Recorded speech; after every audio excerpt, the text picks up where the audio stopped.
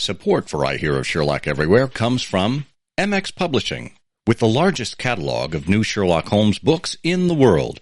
New novels, biographies, graphic novels, and short story collections about Sherlock Holmes. Find them at mxpublishing.com. And listeners like you who support us on Patreon or Substack, sign up for exclusive benefits at patreon.com/IHearOfSherlock or IHearOfSherlock.substack.com. I Hear of Sherlock Everywhere, episode 313, Knave of Diamonds. I hear of Sherlock everywhere since you became a astronomer. In a world where it's always 1895, it's I Hear of Sherlock Everywhere, a podcast for devotees of Mr. Sherlock Holmes, the world's first unofficial consulting detective. I've heard of you before. You're Holmes the meddler, Holmes the busybody, Holmes the Scotland Yard Jack in office. The game's afoot as we interview authors, editors, creators, and other prominent Sherlockians on various aspects of the great detective in popular culture. As we go to press, sensational developments have been reported. So join your hosts, Scott Monty and Bert Wolder, as they talk about what's new in the world of Sherlock Holmes. You couldn't have come at a better time!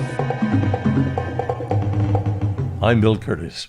This is I Hear of Sherlock Everywhere. Now, here are your hosts, Scott Monty and Bert Wolder. Oh, welcome to I Hear of Sherlock Everywhere, the first podcast for Sherlock Holmes devotees where it's always 1895. I'm Scott Monty. I'm Bert Wolder. And Bert, have you put on your knavish outfit today? My knavish outfit. I've put on my navy blazer. Oh, that's and good. I got a lot of attention when I went to the supermarket earlier because I was just wearing my navy blazer. Boy, did I feel foolish. I had to go home and put on shoes. Well, yeah. I can give you a little advice in this territory if that's the case. Oh, sure. You can get a complete fit if you go to Old Knavish. Old Knavish. They've got everything you need for your knavish needs. You know, the funny thing is the last time I went to Old Knavish, I did get a complete fit. And the EMT people were really nice. Oh, well, unfortunately, I had jotted it down very quickly in my notes, and I couldn't read it, so I ended up at Old Knish. Old Knish. And you don't want an Old Knish. You know, you want them fresh when they come out of the frying pan. Well, you go to Russ and Daughters, on the Lower East Side. You can get an Old Knish, but it's closing time on Friday. That they have a deal on those. Well, we're here to discuss neither clothing choices nor Knishes.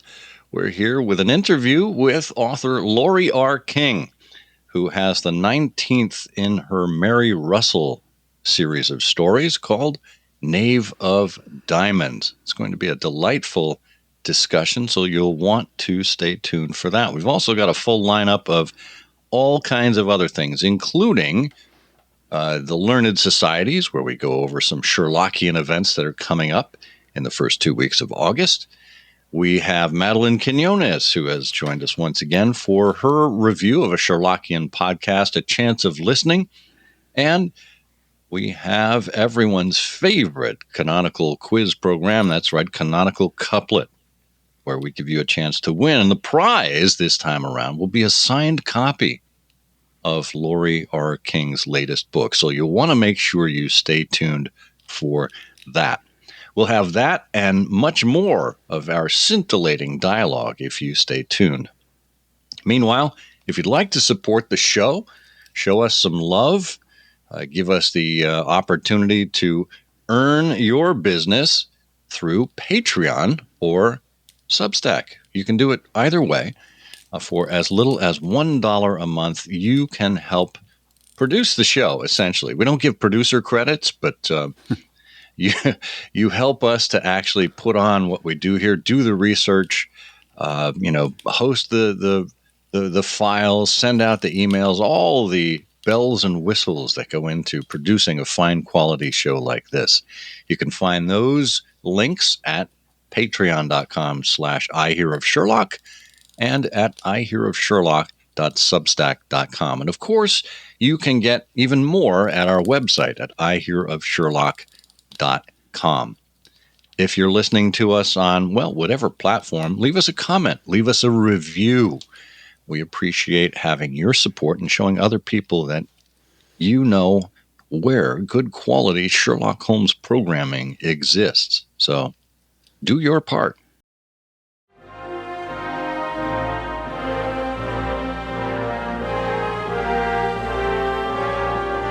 Oh, you know what that means. It's time to get out our Sherlockian calendar and look at the learned societies as we tread our way across the North American continent to find what's going on in the world of Sherlock Holmes societies. Where can we find activities, Bert?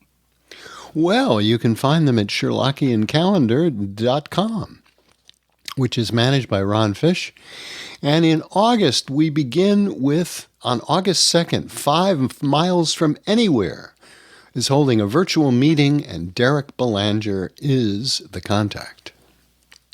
Excellent. In Indianapolis, you'll want to make sure you get to Indianapolis on the 2nd if you can.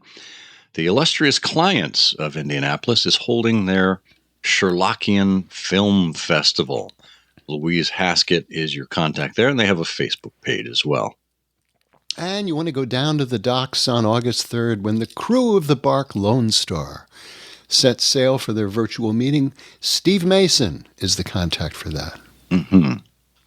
And also on August 3rd is a busy day, in Bronxville, New York, the Three Garadebs of Westchester County are holding a lunch meeting.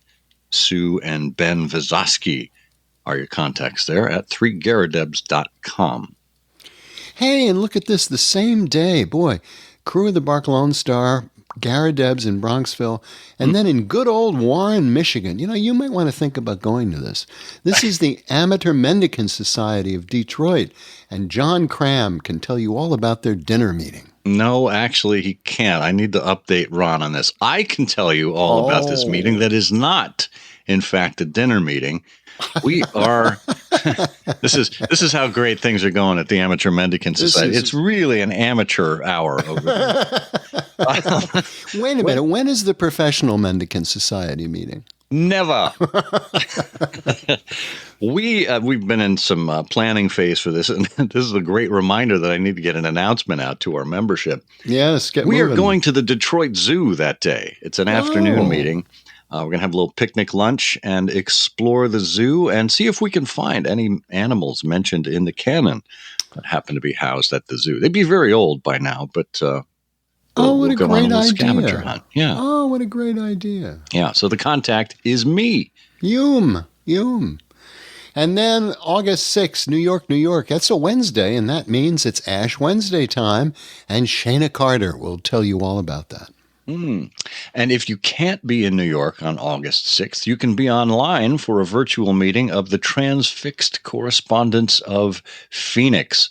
Lauren Sersone is your contact there. And then the Bimetallic Question on August 7th in Montreal, Quebec, Canada, is having a meeting. Edith Pounden is your contact there. On August 9th, which I believe is a Saturday, the Shaka Sherlockians of Hawaii are having a virtual meeting. No word whether there is a luau included in that, but Dr. Joe Page at shakasherlockian.com is your contact. And you can have a bracing cup of tea on August 10th with a virtual meeting of the Tea Brokers of Mincing Lane. Karen Ellery has all of the details and is offering it caffeinated and decaffeinated.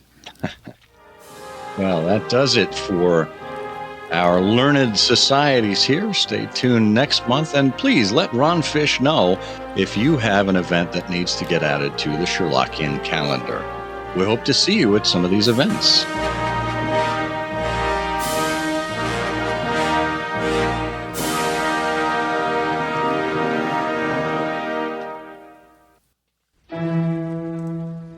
Laurie R. King is the New York Times best-selling author of 30 novels and other works, including the Mary Russell Sherlock Holmes stories.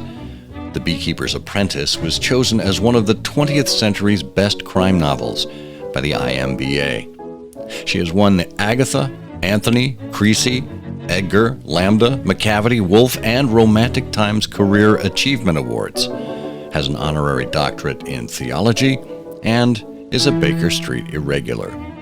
In 2022, she was named Grand Master by Mystery Writers of America. She co-edited with Lee Child the new handbook from Mystery Writers of America, How to Write a Mystery. She has a new contemporary series with San Francisco Police Department Inspector Raquel Lang, beginning with Back to the Garden. And her latest Mary Russell Sherlock Holmes novel, Knave of Diamonds, was published in June 2025. Laurie received her investiture in the Baker Street Irregulars in 2010 as the Red Circle.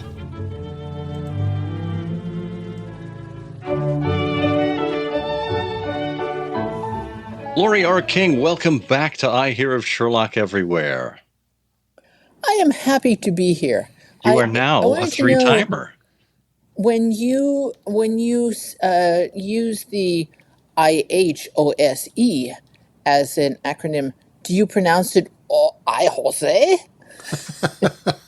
Not a bad idea. We probably should, because of late we have been getting inquiries as if we are some kind of Apple garden implement, the iHose. The iHose. So, yeah. Ah, well, yes, iHose. In Canada, they call this the iHoser. Okay. And we're thinking of starting a line of merch called iHosery. You stick an I in there somewhere, but yeah, and it's your head of marketing is Jose. So we're set. We are all about the marketing. So anyone who listens to this, it's all about the marketing when it comes to the writing industry. It is. People don't want to hear about us. They want to hear about you. We've already talked with you about how you first met Sherlock Holmes. So the last time you were around here was about 18 months ago, and you joined us to talk about The Lantern's Dance, which was the 18th number in the Mary Russell novel series. And now we are up to 19. How did we get here so quickly? Knave of Diamonds. Give us a quick thumbnail as to what it's about, and then we can jump into some more interesting questions. Well, in the short story, there's a short story collection, and one of the short stories in there is called Mary's Christmas. And in it, Russell recalls an adventure that she had with her rather knavish uncle, whose name was Jake, whom she hasn't seen in a long time. And it sort of figures that he's probably dead, and because he's a criminal, and he got into all kinds of mischief that he probably shouldn't have done, including one that dragged her and her brother into a bit of criminality. But so he, of course, is not dead, and he reappears. So in Knave of Diamonds, he reappears and says to her, "Remember that disappearance of the Irish crown jewels in 1907? And she says, "Yes, Holmes worked on that." And he says, "Yeah, about that theft." and that's where it begins. So he drags her into his project of seeing if they can find the jewels. Holmes, meanwhile, is thinking, this is really not a good idea, and very untrusting of Jake Russell for good reason.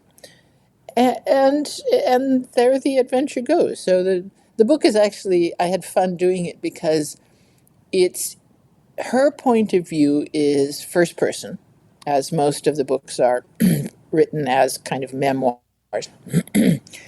Holmes's chapters in these books are third person. So you see him doing his various things. But I also got to write Jake, and he is in first person, but with a very brash American voice. So that was a lot of fun. I got to play all three roles in the book. And is that a departure for you as opposed to some of the other entries? Have you had to do this kind of triple role playing before? No, no. This is the first time it's been other than the first few books were all Russell, and anytime Holmes went off to investigate something, he would then have to tell her what he had found or send her a letter telling her what his investigation had come up with, that kind of thing. And it wasn't until there was a book set in San Francisco that was all about her past called Locked Rooms. And in that one, she is an unreliable narrator because she misremembers things. And to have somebody as trustworthy as Russell who misremembers things is a bit of a blow. But I needed to have someone who was seeing things as they actually were.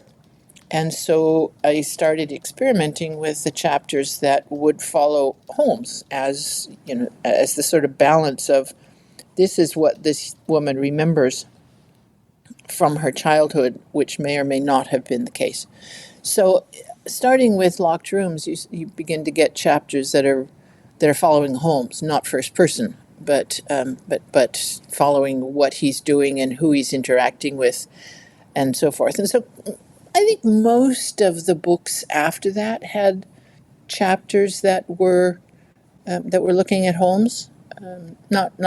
Not all of them, perhaps, but quite a few of them did. And it's fun to write because you can then follow his development both in that individual book's case, but also as a person. Because at first he was just a supporting actor. He was sort of the paradigm of Russell's intellect and her way of approaching problems. But I became interested in him as a person. And I thought, Conan Doyle's finished with him in 1914, and all the stories are set before that. So what would he have been after the war? What would he have looked like? How would he have moved around in the world? And that, I think, has become interesting to me as a writer. To allow this well-established, the most thoroughly developed character in the world, to develop past where his original author was finished with him. So, Well, that's wonderful. In Lantern's Dance, you really also went back into Holmes's background with blackmail and secrets and past generations. And the artist Vernet, and added a lot to what little we knew about Sherlock Holmes. Does this do the same? Does this book, which is I think the 19th in the series, are you doing the same thing here basically for Mary Russell? Does that seem like a parallel to you? To some extent, yeah. I mean, you certainly you don't follow her entire past, but you follow this important part of her past and the things that it reveals about her family and their relationships both with each other and with the world. Jake, as a character, is her father's younger brother from a wealthy Boston family. And he was involved in the theft of the Irish crown jewels, which were not actually crown jewels. They were jewels given by the Crown of England to Ireland as the regalia of the Order of St. Patrick, to put the Order of St. Patrick on a par with the English Order of the Garter and the anyway, it's the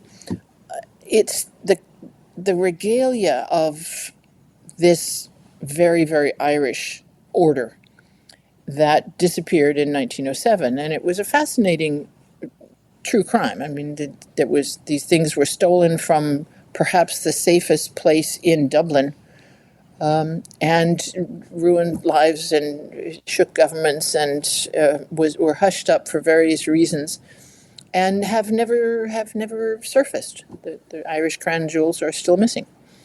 So I thought, what, it would be interesting to look at how to involve that kind of true crime with my character Jake Russell. And of course, Sherlock Holmes would have been dragged into it somehow, right? Because 1907, he's sort of barely retired.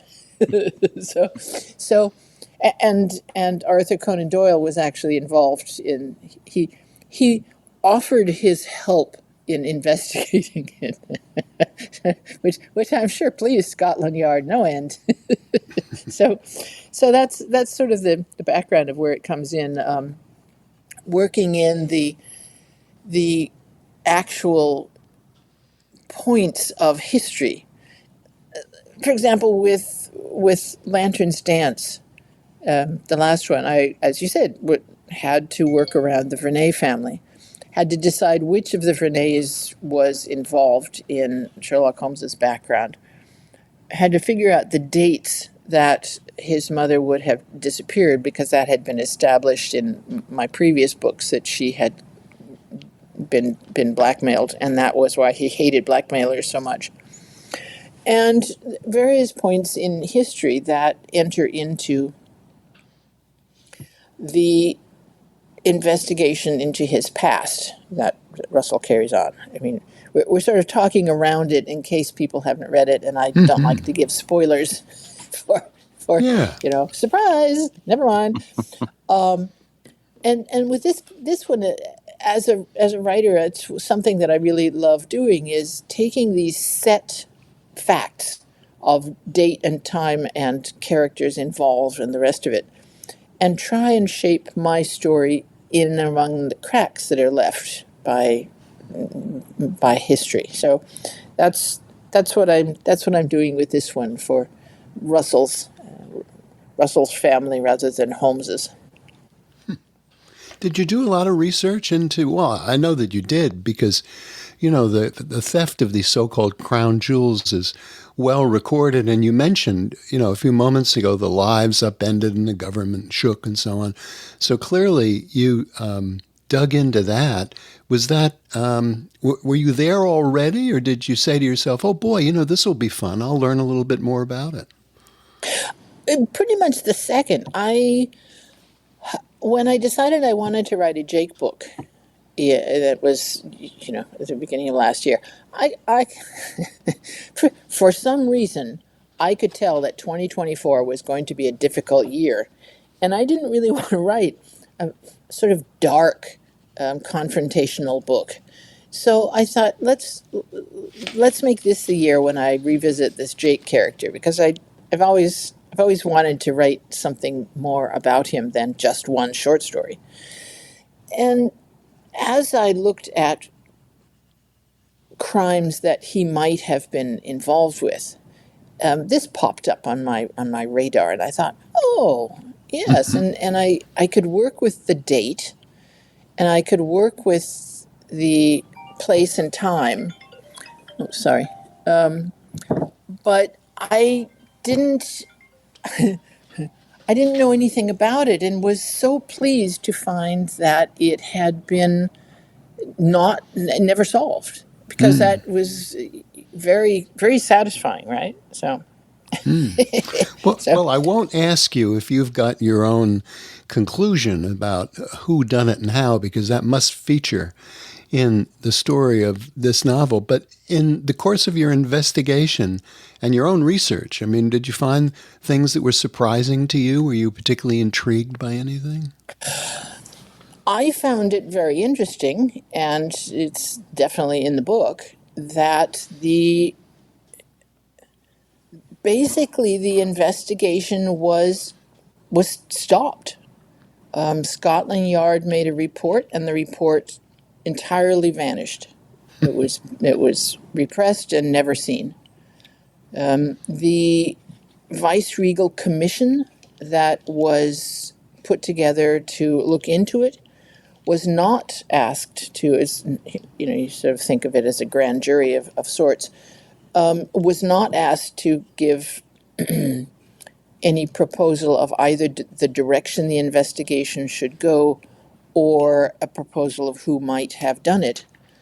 What they were asked to determine was so narrow. It was, did Arthur Vickers, who was the head genealogist whose office was in charge of keeping the jewels safe, did he fail at his duties? Which obviously he had, because if he hadn't, the jewels would still be in the safe.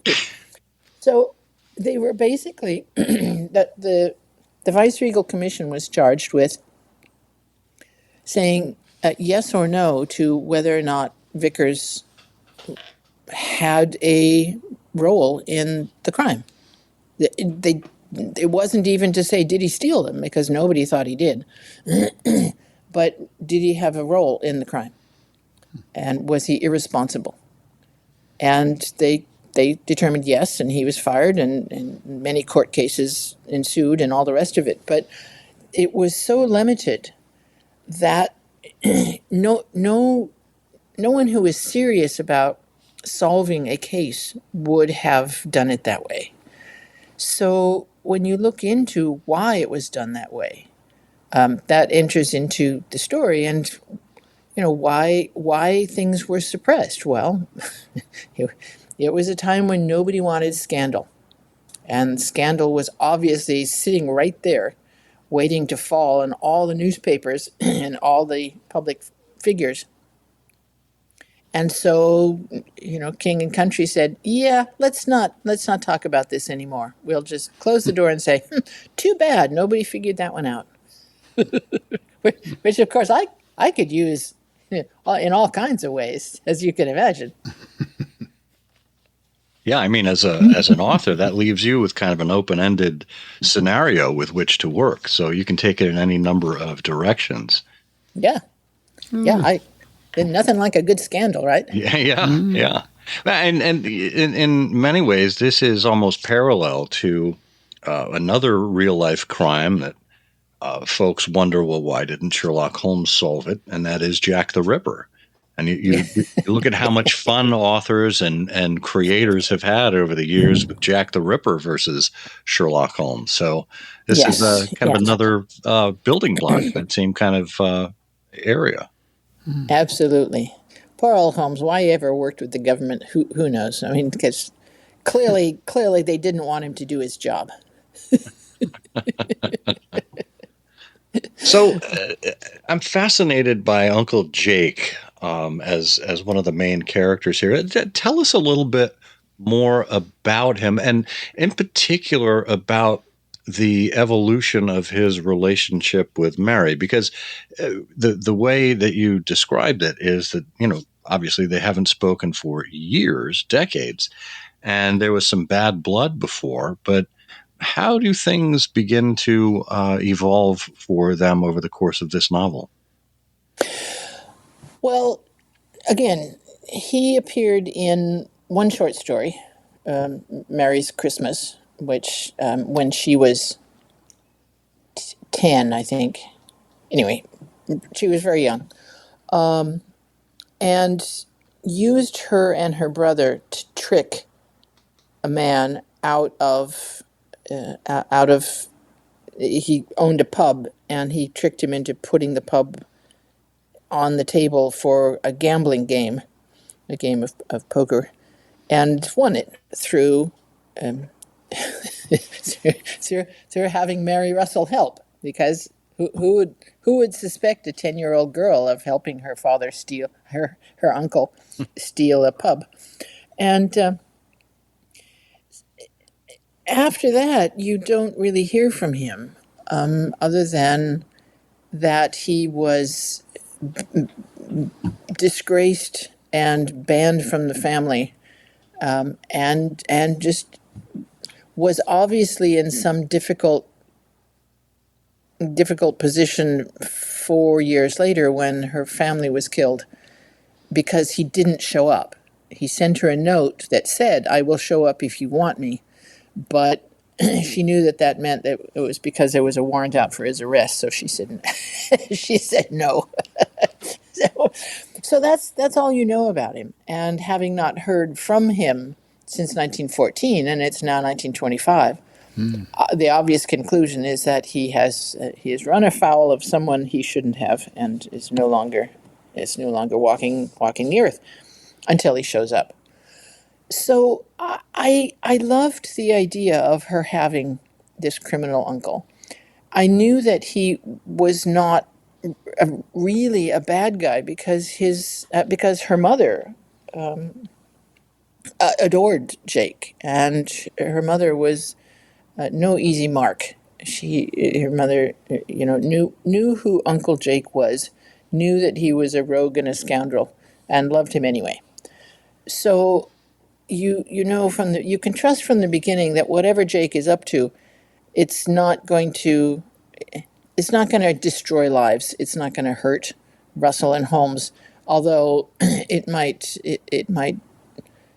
do them a certain amount of damage, but not real pain. So having established that he is a rogue and a scoundrel rather than a really bad guy, I could play with him in a lot of ways, and that's that's what I do in the book. I have him as a couple of conversations between him and Holmes, who is he is older, but not a lot older. I think maybe 10 or 15 years. I can't remember, but he's older than Jake is, but not. Jake is not a young man. He's in his 40s, I think. So to try and give it to the reader as it's possible that Jake is wanting to reform, or it's also possible that Jake has his own agenda and Russell and Holmes are going to help him get there despite what they might prefer. So that's the balance that I walk in the book. So that's a wonderful balance. These characters, these rogues and scoundrels, these lovable rogues. You just said about Mary's mother. She knew that he was a rogue and a scoundrel, but she loved him anyway. I mean, they're wonderful in fiction. These disruptor characters. Did you have anyone like that in your life, or seen that work in other families, or are there characters like that you find in fiction that are very attractive to you? Oh, I think we all love the rogues, don't we? Yeah. I think that we all have someone in the family that even in the Holmes tradition is we never mention Aunt Clara, right? because there's always somebody that has done something that's offended the family, and so is not really talked about. And I think that we are all, especially as kids, we all kind of want to go there, and we all want to know a little bit more. So sure, and I think that in reality, people who are rogues and scoundrels, they take advantage of people. They are committing harm to some degree. But we can also think that maybe, certainly in fiction, you can pretend they don't.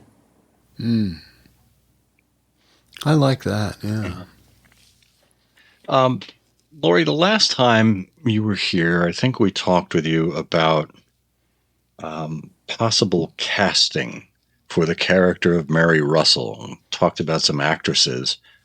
I'm interested now in looking at Uncle Jake. And who do you think would make a good Uncle Jake if this were brought to the screen?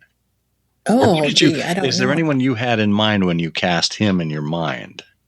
No, I don't. I mean, it would have to be someone who could do a good American accent. He's not very big. He's kind of dapper, I think is the best description. I don't know. Do any dapper American actors come to mind for you, Scott? Well, not necessarily currently, but I think if we think back into the great golden age of cinema, and he's not American, he's British, but I'm sure he could affect an American or at least an Eastern Atlantic accent of the time, and that's Boston. yeah, George Sanders. Oh, true. Always played kind of the dapper, not necessarily dandy, but a knavish rogue. Yeah, with a nice tip of the hat. Yeah. Yeah. What about you, Bert? Oh, I don't know. It depends on what the character looks like when you think about it. But there have been a lot of those actors, who've carried off that kind of character. Even Cary Grant. I mean, if you want to get somebody, really, who's British and who was acceptable as an American, he was very suave and was into play the jewel thief, among other things, in his career. A lot of people. Someone who had a bit of a twinkle in their eye, yes. Yeah. People who enter a room and who know that their personality precedes them, that they...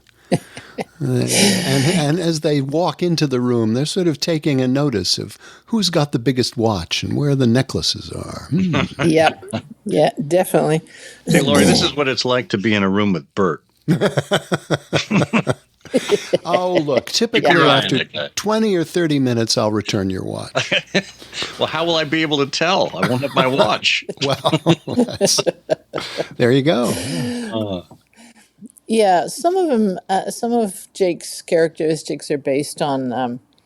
I'm blocking the name of the book, but as a book came out that as I was writing his character came out, so it must have been last year, on the gentleman thief who befriended all the socialites in the East Coast. Oh, right. And enough to know where they kept their safe, and he would go back to their houses on Long Island or wherever, find a ladder and climb up their second story while they were having a big party and liberate their wealth. Which I loved. Somebody who just fits right in and says, "Oh, I have to leave now." Goes around the back and fetches the ladder. So this is number 19. Is there any end in sight for the Mary Russell series? Oh, I hope not.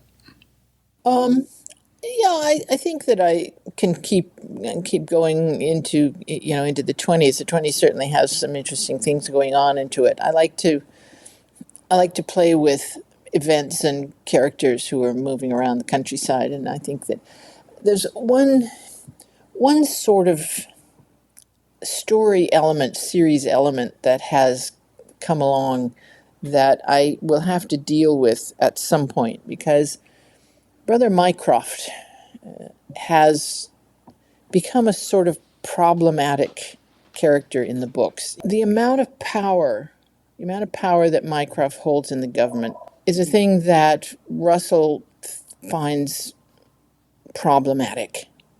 That she doesn't think that one man should be given that much authority, even if he is a basically ethical man like Mycroft. And his willingness to interfere in their lives and in the lives of people around the world is something that is coming to a head in the series. And even Brother Sherlock is saying, maybe not so great. So I think that perhaps the next book, number 20, will have to finally deal with the Mycroft question. That is something to look forward to. I think there's always been a bit of dynamic tension between the two brothers, and there are so few stories from the canon in which that appeared. So there's been a lot of wonderfully imaginative writing and scenario setting that's expanded upon that. So I think we'll really look forward to seeing what you do with it, particularly from Mary Russell's perspective. Yeah, yeah, because it's been the dynamic of the three of them has been, at first was Mary got really peeved off at Mycroft, began to think that he really should be reined in, but Sherlock, being the younger brother who has always respected his brother's skills and position, and also being a sort of Victorian male, thinks that, well, it's not a great thing, but it's better than the alternative, which is having somebody else in charge. And he's now beginning to veer a little more closely to her position of, well, maybe this is not a great thing to have. And so anyway, it'll be interesting to see where it goes. I personally have no idea where it's going to go, because I rarely do when I'm writing books. I too will be interested to see. Excellent.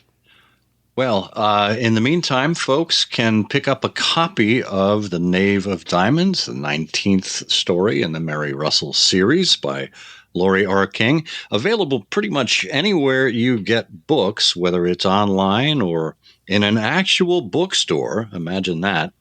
Laurie, I love them. any upcoming tour stops or visits that people can participate in or see you at? I'm not doing a lot this year, but anyone who enjoys mystery conferences should certainly think of San Francisco next February is having Left Coast Crime. And it's a really fun conference because it's smaller than BoucherCon. It's certainly smaller than Comic-Con.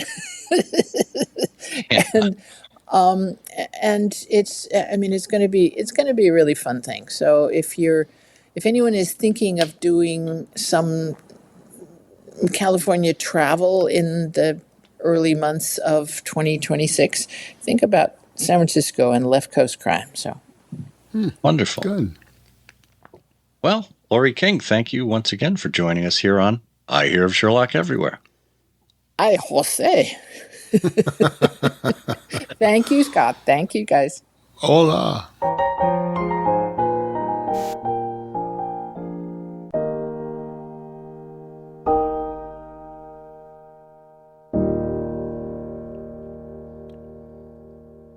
You know, it's so much fun to talk to Laurie because she's one of these authors, when you talk to them about their characters, everything rings true. You know, she's doesn't is, and I find, you know, what she comments about when she says, you know, I'll be interested to find out what happens in this story, because as she's writing it, she's entertaining and engaging herself.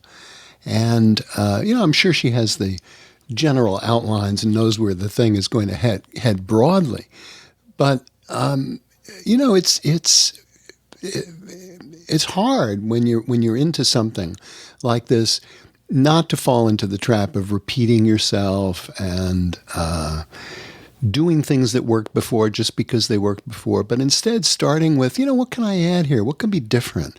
How about this unusual character? You know, we haven't seen him. She's just enormously creative, and it's a lot of fun to talk to highly creative people. Yeah, it is. And, you know, in some ways, this is almost what Conan Doyle had to deal with over the course of 40 years with Holmes and Watson.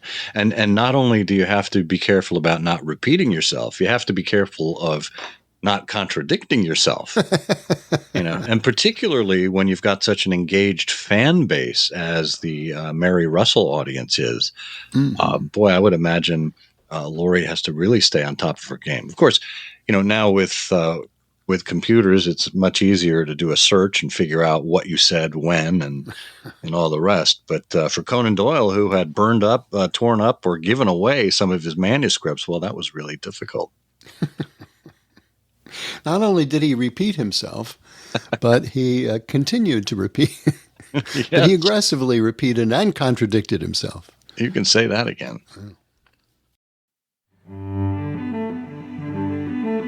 Our friends at MX Publishing are always coming out with new books, and of course we have talked your ear off all about the MX book of new Sherlock Holmes stories and its final volumes, but what we'd like to talk to you about now are 4 new books in 2025. There's Sherlock Holmes and the Adventure of the Black Pharaoh by J.M.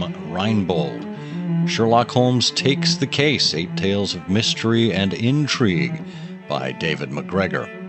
221B on Her Majesty's Secret Service by Mark D. Ellis. And The Hidden Enquiries of Sherlock Holmes by Arthur Hall. All 4 of these books are exciting adventures in the pastiche style, taking you through various locations and various time settings in the Sherlockian universe. Pick any one of them, pick all 4, it doesn't matter. You're going to have a good time as you read some of these new books that are available from MX Publishing. And just as a reminder, MX offers Audible books as well as paperback and hardbound, and ebooks. So pick your format and get these books in whichever you choose. All available at mxpublishing.com.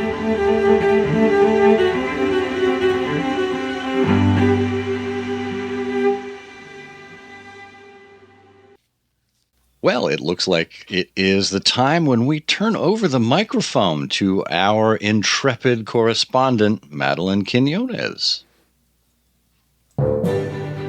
It's A Chance of Listening with your correspondent, Madeline Quinones. Hello, everyone. I'm Madeline Quinones, and today I'm here to talk about a latecomer to the subgenre of podcasts reviewing BBC Sherlock and CBS Elementary. This one focuses on the latter and is called Elementary, My Dears. Alison Malden and George Hendricks started the show in January of 2021 and reviewed the first season of Elementary episode by episode. Alison is a hardcore fan, and George is the more casual viewer, but also a Sherlockian. Every episode, they bring on a different guest, which keeps the dynamic fresh and different each time. They go into deep dives on various elements in each episode. So in the first one, they get into serial killer trophies at one point. Could I have done without that one? Boy, I sure could have. But generally, this is a great feature, and it makes it different from the other podcasts in this little subgenre. Unfortunately, the show didn't last beyond finishing up Elementary's first season. It went on hiatus and never came back. That's the problem with hiatuses. Hiati? Plug in Scott and Bert's favorite gag here. Hiatus is what you say when you greet an atus. I am so sorry, but not enough to edit that out. Anyway, the point is, sometimes things go on hiatus, and then that's the end of it. We're lucky Sherlock Holmes came back from his. And what's kind of especially sad is that in the final episode, Alison and George talked about the episodes they wanted to produce for fun during their hiatus. They were going to review Sherlock Holmes in the 22nd century, and Mr. Holmes, and do other fun stuff, and those episodes just never materialized. So let's talk recommendations. I think that the introductory episode is not a bad place to start, or indeed the first normal episode. It's pretty indicative of what to expect from the next few episodes I listen to. I didn't listen to the whole show because someday I am actually going to make good on my commitment to watch more of Elementary. And then I'll come back to this show and listen to what they had to say. And that's it for now. If you're in the Northern Hemisphere, use your sunscreen and stay hydrated. And if you're in the Southern Hemisphere, please send some of your cold air our way, because we could really use it. Hasta la vista! Well, I'm glad Madeline said it, so we didn't have to. What do you say when you meet an atus? Are we that predictable, Bert? Are we that predictable? Of course we are. Excellent.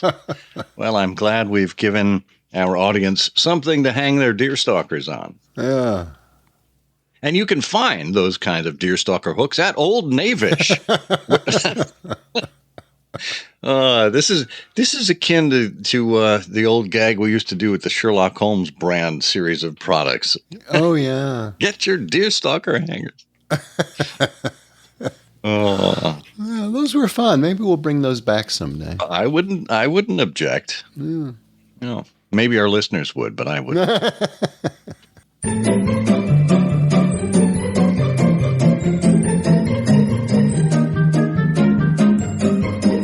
Oh, you know what that means. Those dulcet string tones means it's time for everyone's favorite Sherlockian quiz program.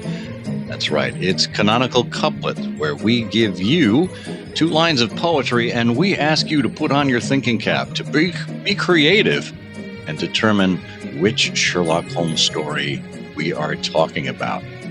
Now, if you recall, the last time we were around here, we gave you this clue. Holmes was fighting for a client, brave and earnest, while facing a foe who was most pathetic and sternest. Ooh. Oh, Bert. Bert. I am going to ask you to attempt your best version of which Sherlock Holmes story we're talking about. Oh, it is one of the wonderful cases of Sherlock Holmes. That's the case where Holmes masquerades as an Irish American to catch a German spy, but his disguise gives him a skin rash and he has to shave off all his facial hair. It's the case Watson called His Last Brow.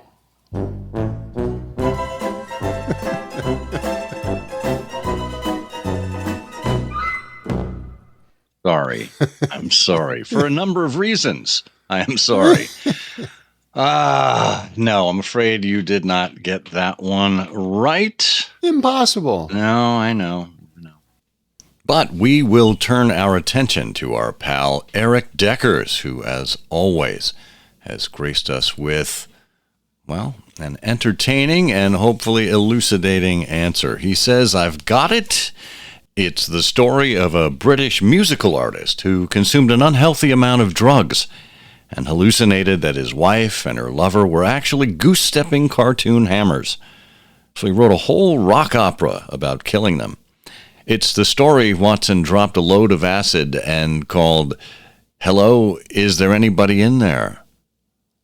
Oh, wait, sorry. I was watching Pink Floyd movies again, which is why I'm so late. This was actually the adventure of the retired colorman. Yes, Eric, that is correct. You have led us once again to the veritable trough here. This was a tricky one. A lot of people had a difficult time with this one, but the clue, you couldn't see it because I don't pronounce capital letters, but the clue was brave and capital E, earnest. Of course, Ray Ernest was the doctor that was murdered by Josiah Amberley in The Retired Colorman. So, brave and earnest. So, yes, we do have a few entries to choose from. So that requires us to bring out the big prize wheel and give it a spin. Always. It's slowing down and landing on number 11. Number 11. And that looks like it corresponds to Richard Smith. Relations, Richard. We actually have a copy of Christopher Chan's book on Sherlockian poetry that we promised last time. And by the way, we should acknowledge that Chris himself entered the canonical couplet and did submit a correct response, but for obvious reasons, he's not getting a copy of his own book. Well, I mean, he has plenty of copies, but we're not giving him another copy. He has graciously agreed to donate his copy for the prize. So we thank you for that, Chris, and we will make sure that it gets to Richard Smith in due time. And now, for this canonical couplet, we did promise you at the beginning of the show, the prize is a signed copy of Laurie R. King's 19th Mary Russell story, Knave of Diamonds, that we've talked to you about today. And here is your clue. On this occasion, Holmes put in his oar at a young man's insistence pour le sport. If you know the answer to this episode's canonical couplet, put it in an email addressed to comment@ihearofsherlock.com with canonical couplet in the subject line. If we choose your name at random from all the correct answers, you'll win. Good luck. Okay. How do you like that? Well, that's pretty good. Yeah. No complaints here. That's why we don't have a call-in show. Well, we have a Telegram-in show, so people can send us it. Just go down to the Western Union office. Yes. And, cable iHose, U.S. Oh. And as soon as someone rings up to our house with a bicycle and gives us the message, we'll send you something back. That's perfect. No. Well, if you don't have access to a Telegram, folks, you can send us an email at comment@ihearofsherlock.com. You can leave a comment in Patreon or in Substack. That's where our communities are. You can engage with other people there. Or you can drop by our Facebook page. That's always a place to see us. But we do delight in hearing from you if you have anything to say, anything to share. It's always lovely to hear from other Sherlockians. Well, Bert, we've got a couple of weeks before we're going to hear from another Sherlockian. What are you going to do with yourself in the ensuing moments? Well, I'm going to be following some of those breadcrumbs. Last year, I went on this long hike, and I left some breadcrumbs to help me get back home. So I'm going to start picking them up because I don't believe in polluting the environment with anything other than my own speech. Well, I am thankful that you do. I'm here to catch every syllable, every vowel, every consonant that falls out of your mouth. Yeah, but what about the commas? You're just not doing very well on. Look down on the floor. Look at all those commas. And I'm not going to don't get me started on the semicolons. Well, it's funny. During a recent medical exam, I had to have a little portion removed, so now I have a semicolon. I want to tell you. I had a semicolonoscopy. Isn't this where Bob would introduce Joey Heatherton? Here's what you're fighting for. Here's what you're fighting for, man. Yeah. Okay. Well, grammatical commentary aside and medical commentary aside, let's just get to the end here and wish our listeners a wonderful first couple of weeks of July. And we'll see you here the next time on I Hear of Sherlock Everywhere. In the meantime, I am the always grammatical Scott Monty. And I'm the frequently re-edited Burt Wolder. And together we say the games afoot.